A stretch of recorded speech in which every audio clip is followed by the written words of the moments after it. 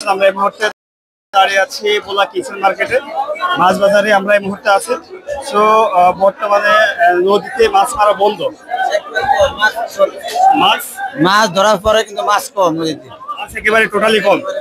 যারা ঢাকা থেকে আসেন এখানে ভোলাতে মাছ কেনার উদ্দেশ্যে এবং এখান থেকে মেঘনা নদীর মাছ খেতে চান, আপনাদের জন্য প্রায় 2 মাস পর্যন্ত এখানে তেমন আপনারা আসলে তেমন ভালো কোনো মাছ পাবেন না বলে আমরা এখান থেকে জানতে পারছি।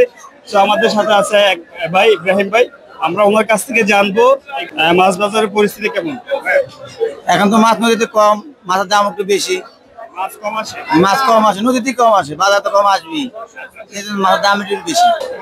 1 কেজি ওজনের মাছ 3000 টাকা কেজি। ইলিশ মাছ 800 গ্রাম 900 গ্রাম ওগুলা 2500 টাকা কেজি চলে। ইলিশ মাছ, পোয়া মাছ, পাঙ্গাস টাকা, বাড়া মাছ, বিভিন্ন প্রকার। বড় মাছ আজকে আর বেশি নাই। পাঙ্গাস মাছ আছে কেজি 450 টাকা, একদম 400 টাকা দেবো না, 400 টাকা না ভাইয়া, এরা আমি 400 এর না 400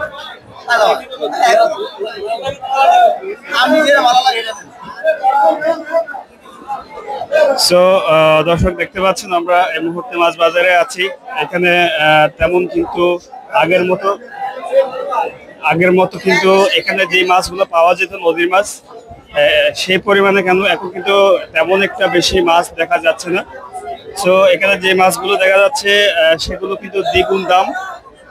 আপনারা দেখতে পাচ্ছেন যে মাছগুলো দেখতে পাচ্ছেন এগুলো কিন্তু দ্বিগুণ দাম, যেহেতু বর্তমানে সাগরের মাছ মারা বন্ধ আছে।